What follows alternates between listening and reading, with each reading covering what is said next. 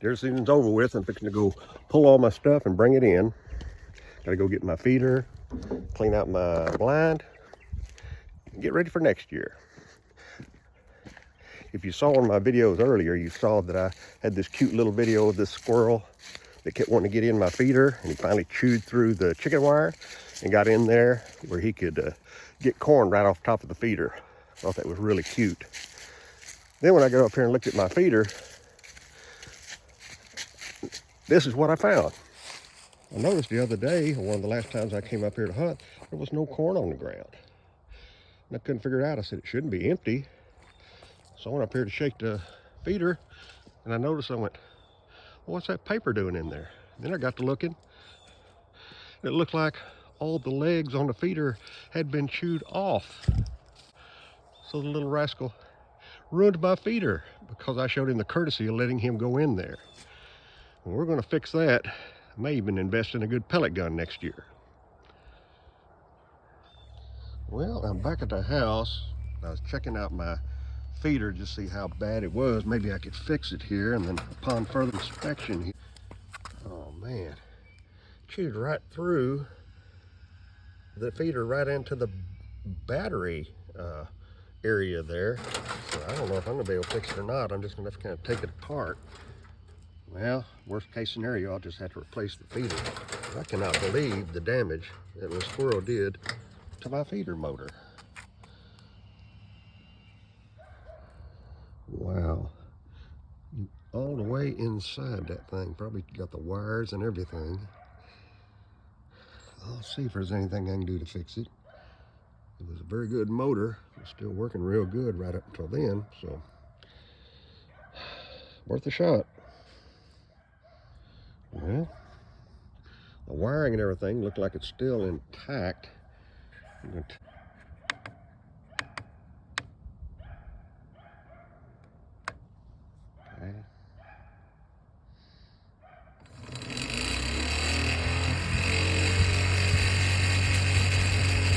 Yeah, still working.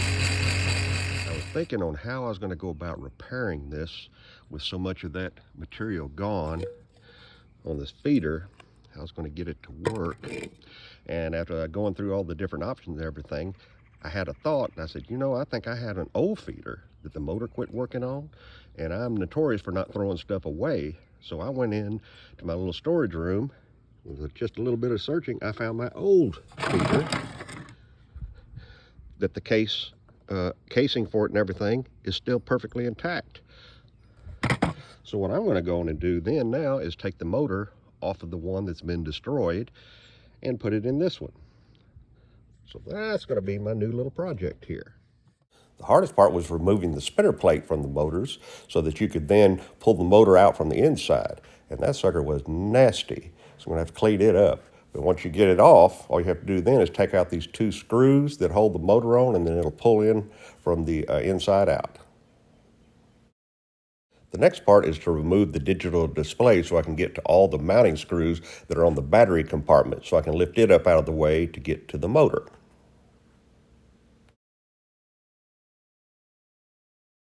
With all screws removed from the battery compartment, I can then lift it up and get it out of the way so I can go on and get to the motor. Now all I have to do is flip it over and take the two screws loose to remove the motor, and we've just about got it done. The last step was removing the little resistor that was still connected inside of the casing. With all of the motor parts taken out of the original casing, this is what was left. That was quite a bit of damage that little squirrel did to my stuff. Now all I have to do is to reverse the process and then put the good motor into the good casing. It was a little bit tedious and took some time, but we did get it done, and I think it's going to be worthwhile. While I was working on the motor parts there, I went on and took that nasty bottom that was on the casing that I'm going to use, and I had soaked it in the sink to get all that crud off of it, to clean it up so that I could go in and reassemble it. All I had to do now was just dry it out a little bit and put it together. All right, get it all put together again. Got the battery in. We're going to give it a test run here. 3, 2, 1.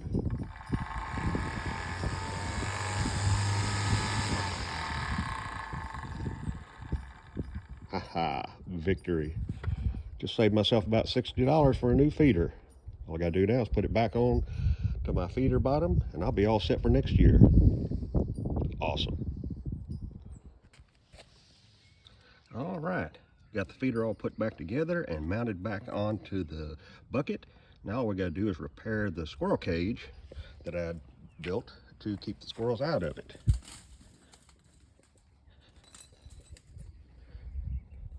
Look at the hole the squirrels, or that squirrel, made in this thing. Completely chewed the chicken wire all the way around there. Big old hole.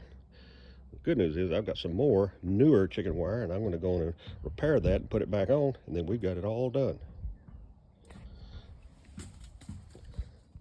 Okay, I got the wire replaced on that and got it all mended together. Not without a little bit of cutting and bleeding though. Anytime you handle wire, you're going to get cut. I'm just convinced of that. They do make a thing that's supposed to help with that. I think they call them gloves, but of course I didn't go get any. So it's all set to go. Of course it's held on with bungee cords so that it won't fall off from the weight of a squirrel or a coon. So I think it was a successful repair. You know, working on this old feeder kind of reminded me of the story about the pastor who had a small congregation. So he didn't make very much money, but he really was in need of a lawnmower to keep it cleaned up around his church. So he was driving down the road and he saw this little boy on the side of the road with a lawnmower, and it had a for sale sign on it. So he pulled over and he said, "Hey, little boy, how much you want for your lawnmower?" He said, "$10. He went, "Wow, really? $10? Well, does it run?" The little boy said, "Sure it runs. The only thing is you have to cuss at it." He said, "What do you mean?" He said, "Well, my dad got him a new lawnmower because he said this one was so hard to start that before he ever got it started, he'd be cussing at it." Well, the pastor said, "Well, little boy, I'm a pastor. I don't really know how to cuss." He said, "Well, pastor, if you buy this lawnmower, you'll learn how to."